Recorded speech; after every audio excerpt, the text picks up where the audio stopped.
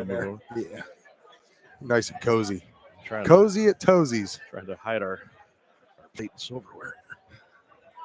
Getting cozy at Tozzis. I want to be. Here you didn't finish your salad, guy. All right. We are ready to roll here at Tozzis on 12th. Welcome into the Stark Media YouTube channel. Sam Bourquin and TJ Downing. Week number 3 of 35 here on the Stark Media YouTube channel. And make sure you check us out each and every Monday as we bring you the great guest speakers. We bring you all the camaraderie, the fellowship, the fun, the good, the bad, the ugly, and whatever else happens over the weekend. There was really no ugly this weekend at all. Browns didn't play. Didn't have to worry about that. The Buckeyes steamrolled with the Wisconsin Badgers. Wasn't even a game. And the did I just say I did? The Guardians. Perfect. The Cleveland baseball team is in the playoffs as they destroyed the Texas Rangers over the weekend. They got a 10-4 win yesterday. The ironic part of it is the White Sox had lost to the Tigers about 10 minutes before there I did it again. The Indians game ended. So they technically had already clinched the division before they got their final out against the Rangers, but still was a cool thing to see. Luke Maley squeezed that pop-up behind home plate, and the celebration was on. The fellows trust me, they had a very good time in the clubhouse yesterday. They were popping bottles. They were lighting up cigars. They were eating pizza. They were having a good time. I got to say, some of the most entertaining radio is after a team clinches a championship of some sort, whether it's a division, the ALCS, the World Series. And the reason I say that is because most of the time there is not a delay on when the announcer, like Tommy did yesterday, went down to Rosie in the dugout in the clubhouse to take in all of what was going on. The guys had their goggles on, and they were spraying each other with champagne. And it's usually pretty good, and it was good yesterday. I don't know if the FCC is happy with some of the language that came over from the clubhouse yesterday, but it was pretty funny. They had to apologize 3 or 4 times because of what slipped out over the airways yesterday. But it was nice to see. I mean, and we'll start here, TJ. It's a team that averages 26 years of age, and for the love of Pete, nobody saw this coming. They're young, they're hungry. Like, I got to keep going back to Terry Francona. If it would have been any other skipper in the big leagues, and there's some good ones out there. I'm not disparaging anybody else that manages. But I don't think they could have done what they did if it wasn't for Tito. He has a way. I'll just leave it at there. He has a way. Right, he sure does. I mean, he broke the curse up there in Boston. He was able to do that for them, and what he's doing for us now. And you know, obviously everybody's kind of been flustered over Indians to Guardians back to Indians. It's just it's stuck in me. You can't help yourself. I can't. You've been diehard Indians your entire life since birth. Yeah. And for them to be able to do this in the first year with 16 new faces, yeah. I mean, this is pretty incredible. Tito deserves everything that he gets coming his way, and I know he's battled some health issues, so how cool for his players to be able to kind of step up when he has had a little bit of an absence. But, man, this is going to be exciting. You know, October baseball, and you mentioned it, the post right after the game was over, to be able to hear Tom Hamilton and how he called that thing in, and to be able to know that you're going to be playing baseball here and when it really counts, you know, and something's on the line. And it's bizarre. They still got to play 9 games. Now, they're off today, thank God, so they can all get over the hangover. Get the end with the Royals. That's nice. So you get. Now, here's the thing. Tampa Bay comes in Tuesday, Wednesday, Thursday. They are fighting and scratching to get into the postseason, so they need these games. Yeah. Right now, it's almost a 3-way tie between Toronto, Tampa Bay, and Seattle. The Guardians will get one of those 3 teams in that best of 3. The other 2 will play each other in the playoff. So they're going to be. I mean, they're going to be going, you know what, to the wall to try to win those games against Cleveland. Now, how does Tito? Where is that line where you got to keep your guys fresh, but you also want to give them some rest? You want to maybe play some younger guys a little bit more, but you want to keep your rotation sort of intact, keep your bullpen guys on their toes. That to me, that's very difficult to get through that. And then, oh my God, 6 games against the pathetic Kansas City Royals to end the season, where the games really, I hate to say it, but they mean nothing. And again, Tito's going to have to maneuver his way through there and just keep everybody on their P's and Q's and make sure everything is going to work out okay. So that's the deal with the Guardians. They play the waiting game now. They will sit back, they will wait and see who they play. Will it be Toronto? Will it be Seattle? Will it be Tampa? They struggled with Seattle. They kind of struggled with Tampa a little bit. Toronto, they kind of hold their own. So I'm kind of hoping Toronto myself, but we'll see. But I do have to share, because I'm the conspiracy guy. I do have to share a text that I got yesterday. I'm not going to say who it was. This came about 6 o'clock yesterday afternoon. And it said, change your logo, we'll give you the All-Star game. Change your team name, we'll give you a World Series. I just, me, I'm like, this is a would you do it type scenario? Like, no. This is one person's thought from coming down from Major League Baseball, coming down from the higher ups. You know how it is. You build a new stadium, you get an All-Star game. You build a new football stadium, you get a Super Bowl. You get a new arena, you get a new NBA All-Star game. Wow. If you went the PC route, which is what Cleveland did with changing their logo. It's guaranteed. So, we can already celebrate? Can we already pop the bottles? I think we can. Oh, boy. I looked on my phone right here. It said, change your logo, we'll give you the All-Star game. Change your team name, we'll give you a World Series. Oh, man. And I thought, oh, my God. I almost put it out there last night on social media, but I said, I don't want to do that on the day they celebrate. But, yeah, we're good. Go start printing up the gear. Tell our good friends over at Simon Says to start printing.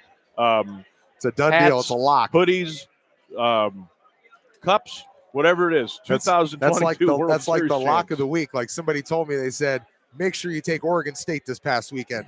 They're with them and the points. USC stinks. And I said, okay, I thought about it and I didn't do it. And I saw the score and I said, oh, darn it, 17-14. Downing, that was liquid gold, my friend. Man. I'll tell you what else was gold yesterday. Our Vegas hotel game of the weekend was the Colts and the Chiefs. And a lot of the suckers went KC yesterday. Not this guy. Colts outright. I didn't even take the 4.5. The old boy Matt Ryan saddled up in the horse, right? Well, let me tell you this. Kansas City Chiefs missed field goal. No, I'm sorry. Missed 2 field goals. Mind you, this is indoors. Missed 2 field goals. Missed an extra point. Fumbled a punt. And instead of kicking a 31-yard field goal, they went with a fake field goal. And they had a backup quarterback throw to a backup tight end. Do we need to rewind the tape from last week's show? So I'm going to say, but your boy was on the right side yesterday. That was the hotel game of the week. And we came out smelling good there. Q, at the end of the game, the shield comes in, and this has been a presentation. Folks, I had to laugh last night. I watched the end of the Broncos and the Seahawks, which was, I'm sorry, I still think of Russell when I think of Seahawks. The 49ers and Jimmy Garoppolo and Russell Westbrook last night, 11-10. So immediately I'm looking at the line thinking, okay, that score smells. I looked at the line, 1.5. Okay, no surprise there. But how bad are the Denver Broncos on offense? I mean, we're talking about a Hall of Fame quarterback, I think, someday, and Russell Wilson.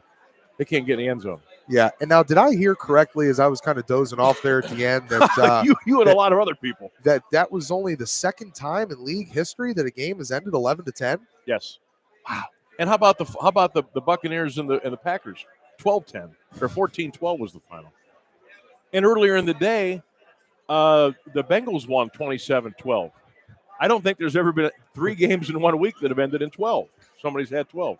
So there was a lot of nonsense going on yesterday in the National Football League. So the Browns get ready for the Falcons, and that will be Sunday down in Atlanta. And I expect a lot of brown and orange to be down in Atlanta. I mean, if you travel to North Carolina, what's another couple hundred miles to go down to Georgia? So I think you'll see the Browns are well represented there. Any big takeaways for you over the NFL before we kick it over to the high school scene? To me, though, with the whole Brown situation, I've been a big Deshaun Watson fan of what he's done on the field. Mind all the off the field issues that have gone on. That's here nor there, and that's really none of my business. But no, thank you. To me, the most interesting aspect of this Cleveland Browns football team is how everybody's kind of rallied around Jacoby Brissett. I mean, these guys like him. They're battling for him. They're giving their all for him. All the QB sneaks he had the other night. I mean, that's a quarterback who's putting his neck on the line, going right between the middle of the defense. I think you got a lot of guys that appreciate and respect what he's been able to do given the situation.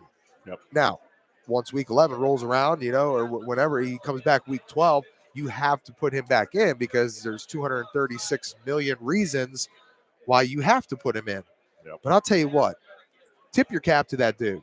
He knows what he's up against. He knows what he's dealing with. He's a journeyman type quarterback. He's been brought in to fill in admirably in an absence of a record money setting quarterback. And that's pretty cool to see how Jacoby has responded and to see how these guys have kind of gotten behind him. Some people say, is he a little inaccurate sometimes, this or that. One thing about him, he knows how to lead guys. And I like a leader out there. I'll sacrifice a couple incompletions here or there as long as it's not on third down or fourth down. Don't throw them to the other team. But you gotta have a guy like that on your team. You gotta have a guy that can hold a clipboard that at the drop of a hat, we know how people get after the quarterback, or I guess how they used to get after the quarterback, But you got to have a solid backup, and Jacoby, I think, has proven his worth in gold. Well, look at his last 2 weeks. His completion percentage has been phenomenal.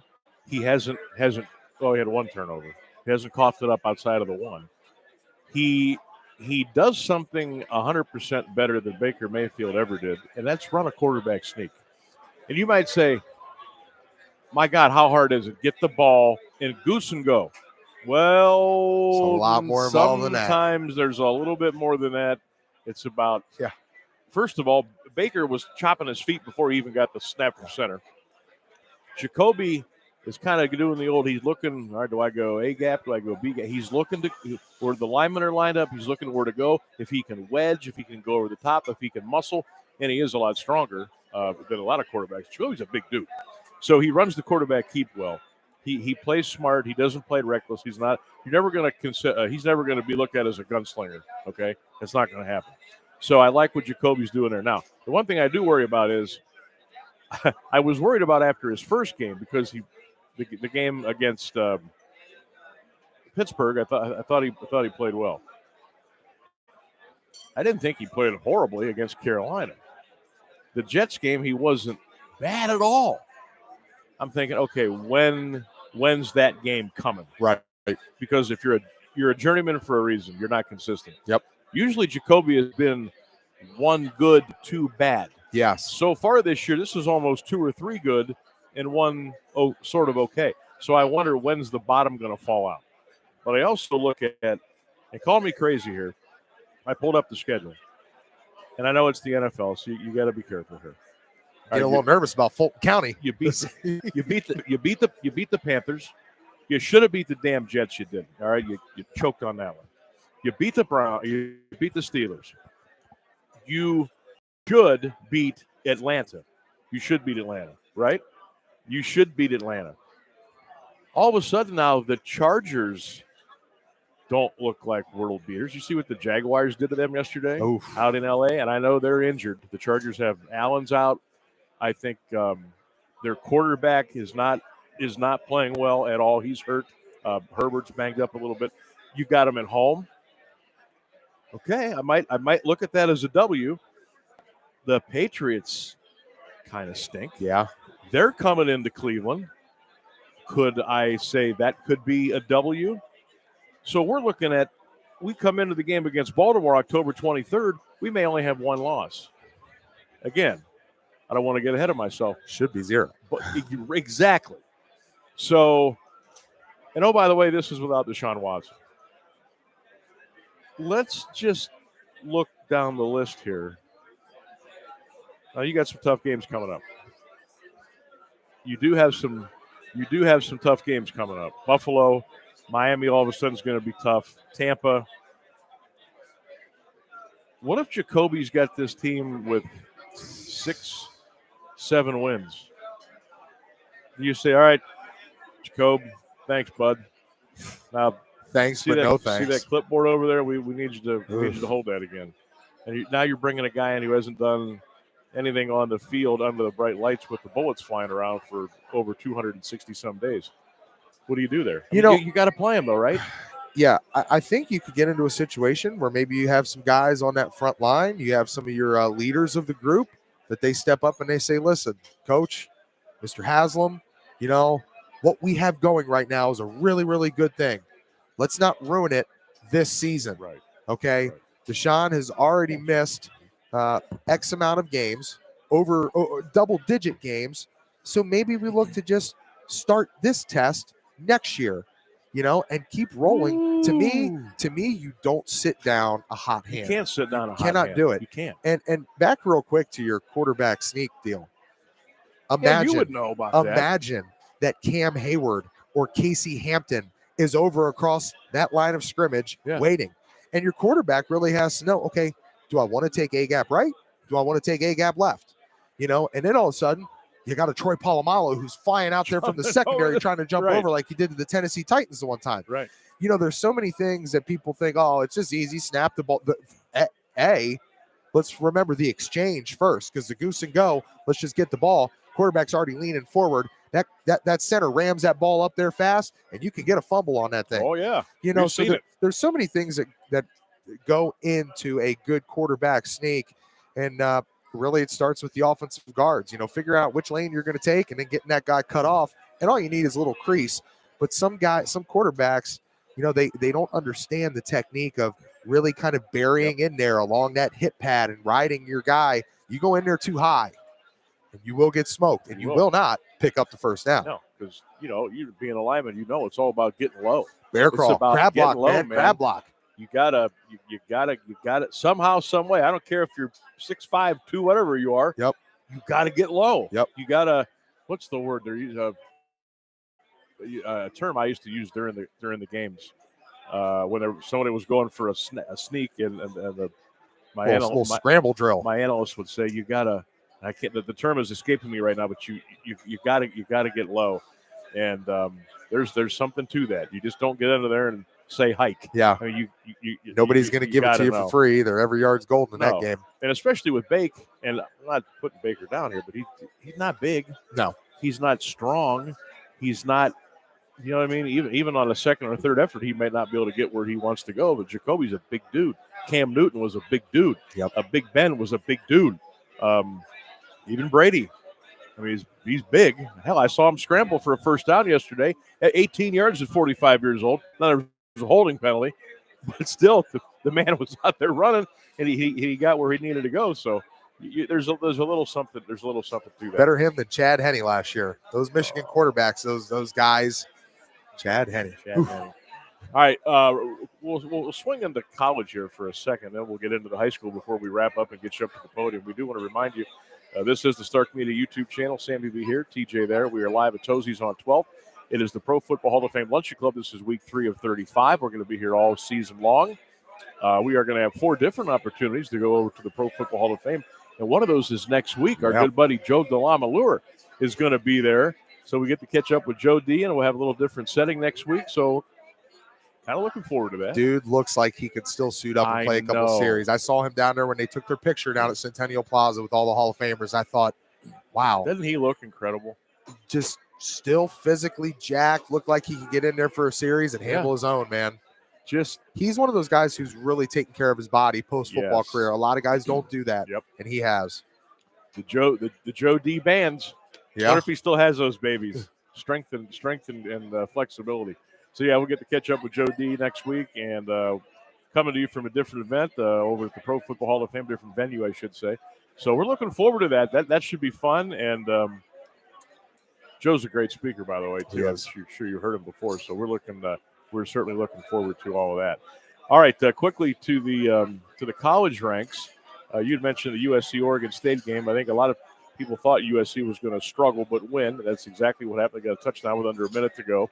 Tough to win in Corvallis. USC still undefeated. Our Buckeyes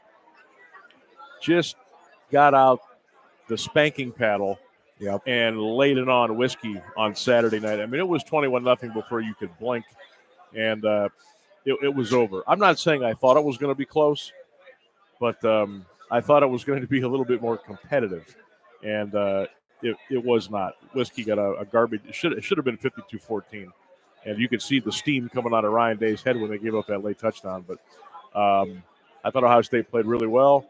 I thought CJ is maturing every snap that he gets. I love our running situation. Oh, by the way, our number one receiver didn't play.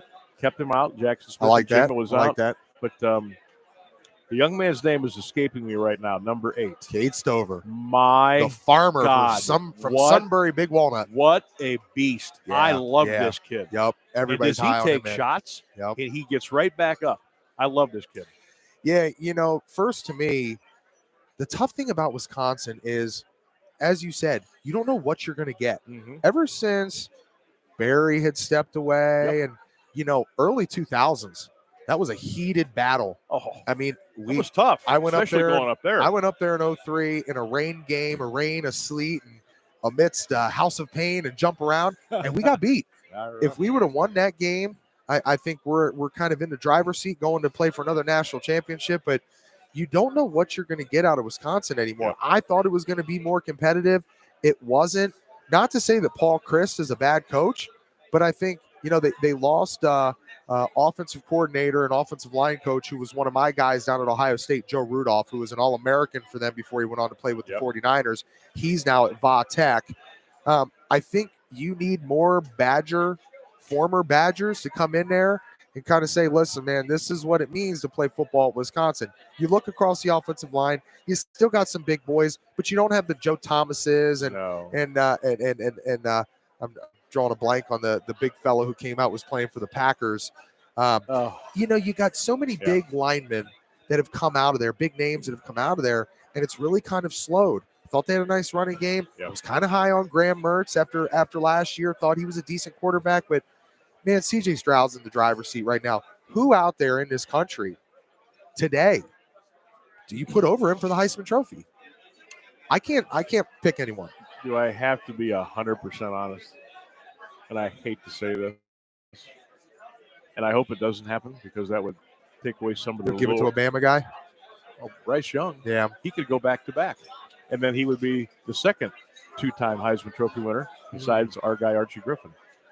And Bryce Young has done nothing to say I don't deserve the Heisman Trophy. Now, even struggling with Texas, you think?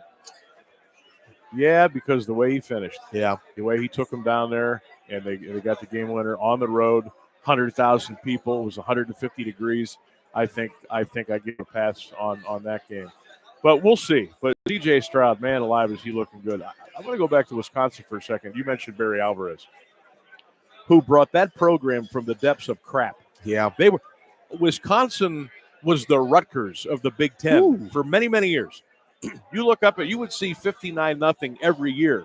Ohio State would play Wisconsin when Michigan would play Wisconsin.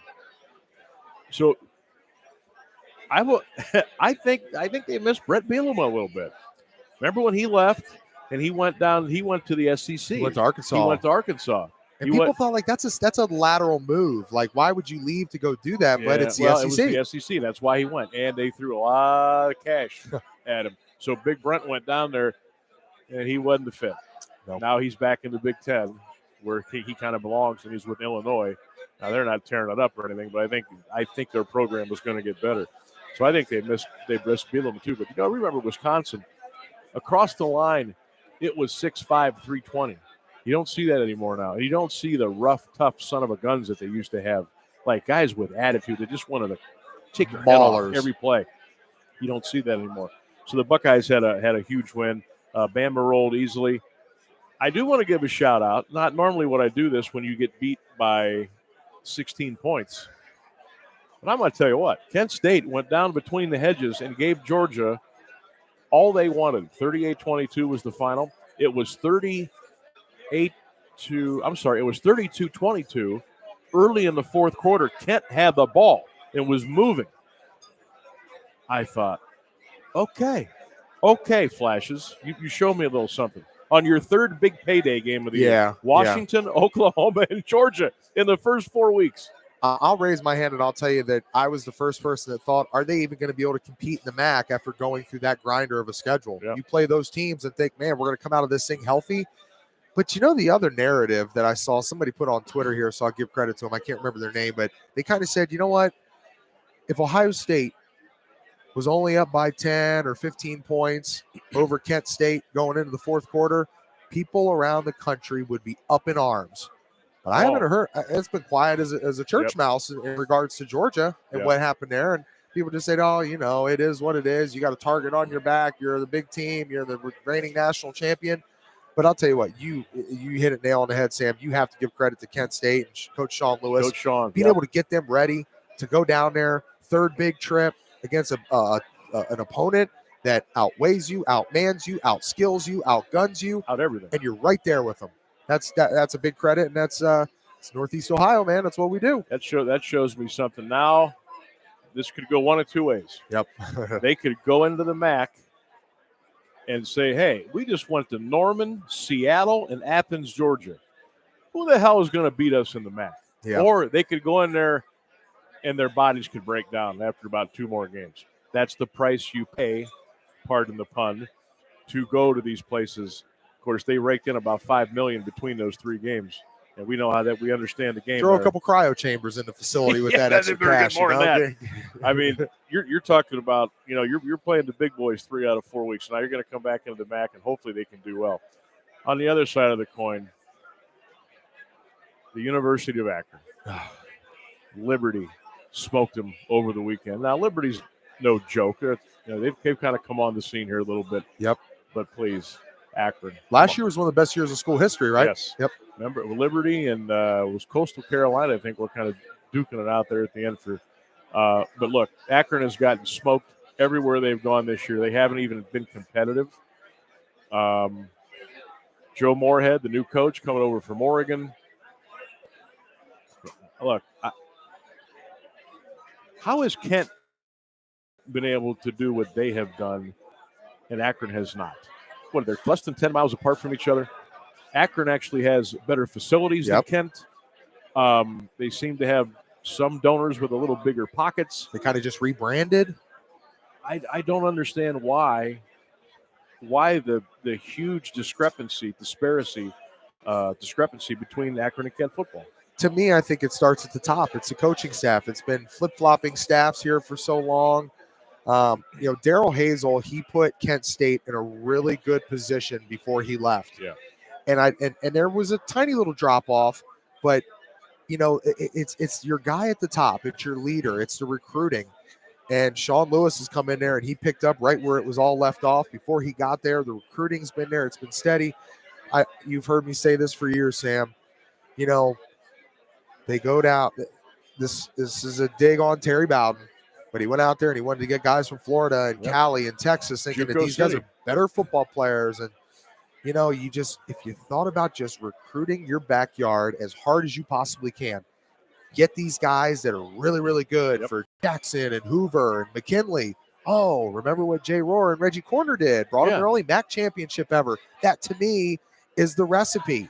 Bring in these guys that aren't getting recruited by Power 5 schools. And go down there and find them in Stark County, Summit County. Get your butt up everywhere. To where Ignatius and St. Ed's are. Not all those guys are going to Notre Dame and Ohio State. Get the guys that are maybe a level or 2 below that can certainly do well in the MAC. I think they don't go there. I think it was a great job that you go over and get a guy like Marcus Moore over at Massillon. Yes. How about a guy like Drew DeShields? Drew DeShields is going to go over there to Eastern Illinois, great program. Drew DeShields, if you've seen the kid play, he can spin it. All right, his brother TJ had walked on there for a while. Now he's playing ball like in his 8th or 9th year down in Texas somewhere. But, find these kids in your backyard, and they're going to say, you know what? This is protect the turf. This is protect our home field because they come from Northeast Ohio. You and I know how special it is around here in Stark County, but that trickles over into Northeast Ohio. Northeast Ohio football is a special thing. And Kent State and Akron, those 2 schools should thrive because of that. But it comes down to your plan in recruiting. your recruiting coordinator. It's right on him. That's where it is. That's where it is. Dial it in and get these guys and keep them in your backyard. Recruiting is the lifeblood of any program. Sometimes we hear Tressel say that, Urban Meyer say that, and Lou Holt say that. Coach Truss came in and he said, we are not going to let these guys get out of Ohio and go up to Michigan like they have been. And what happens? We turn around and we win a national championship, and we competed for it 3 or 4 years out of his 10 that he was there. You've got to put a fence up. Yep. And if I'm Akron and if I'm Kent, look, you're not going to get the studs, okay? They're going to go to the power schools. Okay, that's fine. But you need to put the fence up around Stark, Trumbull, Mahoning, Cuyahoga County. You need to put Summit. You got to put the fence up there.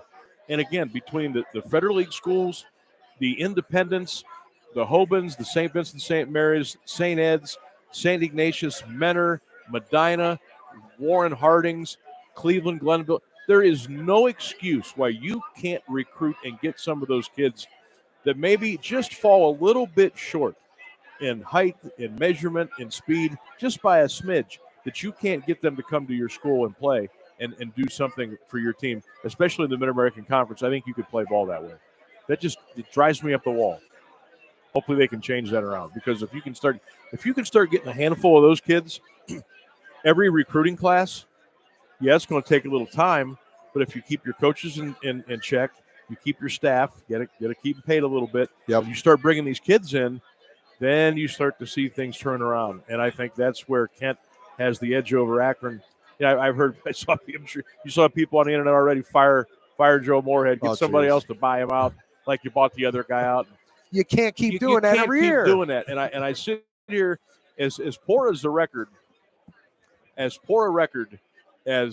Tom Arth had at Akron. Folks, I'm telling you, you could see some progress. And I know it was embarrassing at times. They weren't competitive some days. But he was still bringing some kids in. And I think if they could have kept him, I think you would have seen a turnaround in a couple of years. But they got to that 3-year itch. Not working. We got to blow it up. Somebody came in, wrote it. I know who it was, and he's gone. So now you're starting all over again. You're bringing a guy from the other end of the country in, who probably at some point is going to get frustrated and say, "All right, I got to bring transfers in. I got to do something. I got to win." It's a vicious cycle. It is a vicious cycle. So that's where they are. We are going to be going up to the podium here in about 8 to 10 minutes.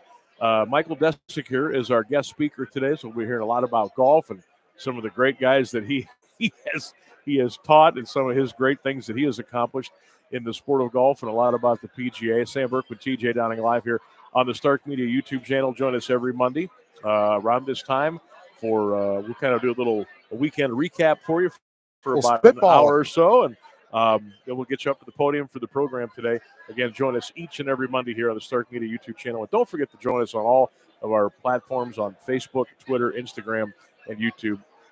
#Starks Media @Stark Media Team. And make sure afterwards stick with us, too, because we're going to hear from Mike Desicker and also Al Jenkins. Those who don't know Al Jenkins, man, part of the only undefeated world championship team in NFL history with the Dolphins. I see that ring. At least he had it on earlier. And he's rocking his Browns gear, too. He's spent a year with them as well. Today.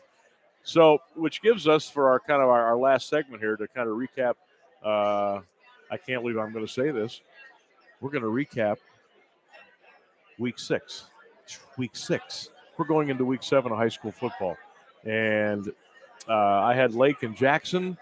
Game kind of went how I thought it was going to be. Low scoring, grind it out, 21-7 game. You had Massillon and Austintown Fitch. And I'm going to tell you what, again, shout out to Nate Moore. Had his kids on the ground and ready to go after that incredible win against St. Ed's the week prior. Fitch is no joke, and Massillon really played well, didn't they?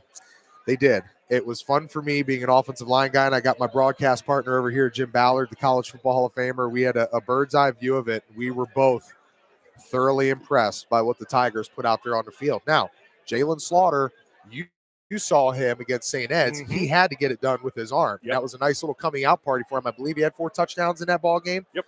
Now, what did he throw? Maybe 7 or 8 passes that game last week. He didn't have to do a whole lot, Jalen Slaughter. Will Trill. But you know what? Between the three-headed monster of Dorian Pringle, Peyton Mitchell, and Mr. Wiltrell Hartston, and credit, I had to do it because we don't do it enough around here. I saw that. We gave the entire offensive line, and I got to mention here the tight end too, Nolan Davenport, and also Christian Kring. These guys got after it.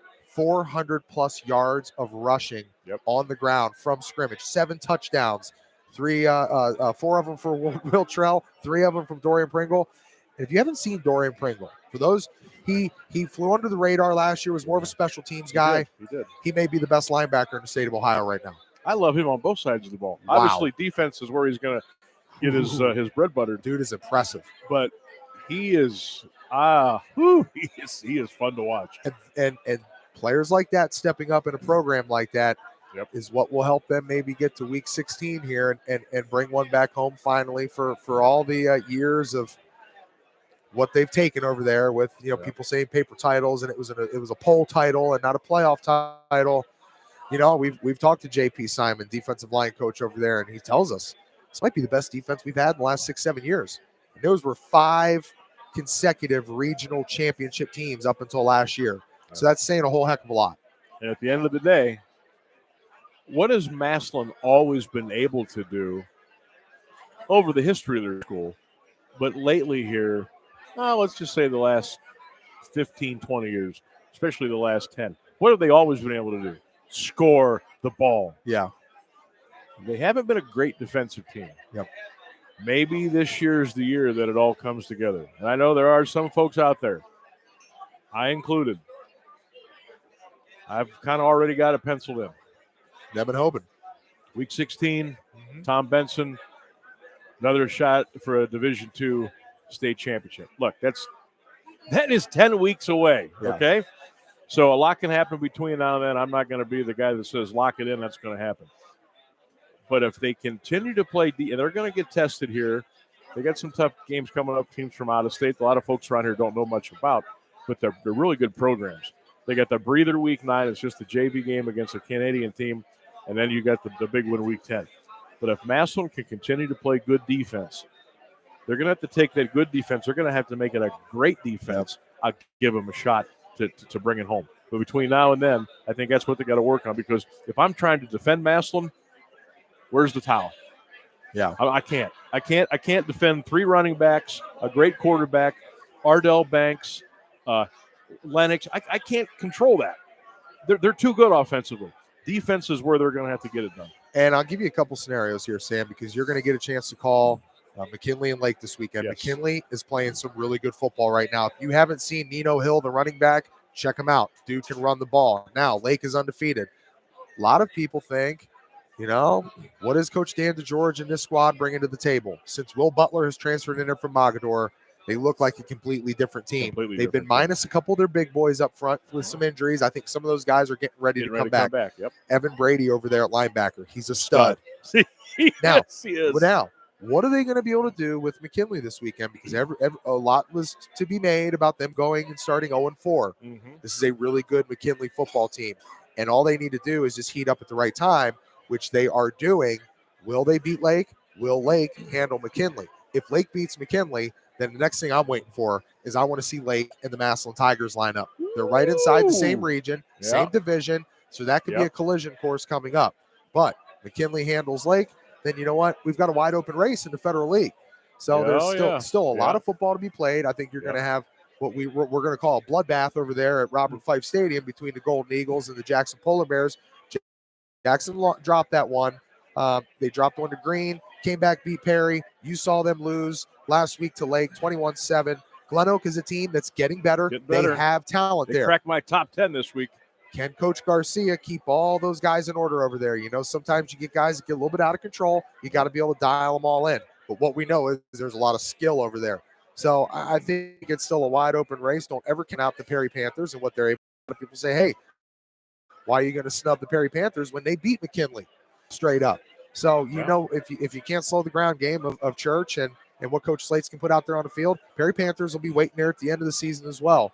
I think there's a lot of great football coming down the line. We're going to see Canton South and Fairless square off this week. Oh, that's we talked scoreboard about operator alert. Be Fairless CVCA last week. That was a 2-point ball game. And, I don't like mentioning this stuff, but I heard there was some very poorly officiated ball game. I'll say it. The officiating was a travesty. It was a travesty.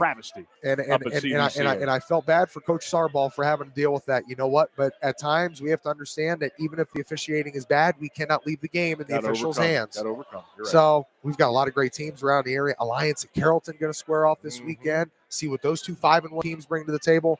We've seen Alliance. I've seen them twice now. They can ball. Brendan Zerbrug, I'm a believer in Alliance. In the trenches, they can get it done. They have skill guys. They pressure the quarterback. Defensive line gets after it. And Brendan Zerbrug, to me, he's just as talented as Jackson Johnson and Drew DeShields and Jarvis and Butler, all the great quarterbacks around the area. Alliance, Coach Goodman, man, they're doing some good things. Yep, I can't wait to see them. I haven't seen them yet, but I'm really looking forward to it. And a lot of folks, as we get ready to head to the podium here in a couple of minutes, we talked about, well, what's Lake going to do with McKinley Speed? How are they going to handle that? Well, I'll tell you how they're going to handle it. They handled Alliance, who had a lot of speed, okay? They had a lot of speed there. They handled Maple Heights, speed to burn. They handled East, speed to burn. Lake's a fast team, okay? Just let me throw that out there. Right now, let's go to the podium, get ready for week 3 for the Pro Football Hall of Fame Luncheon Club here on the Stark Media YouTube channel.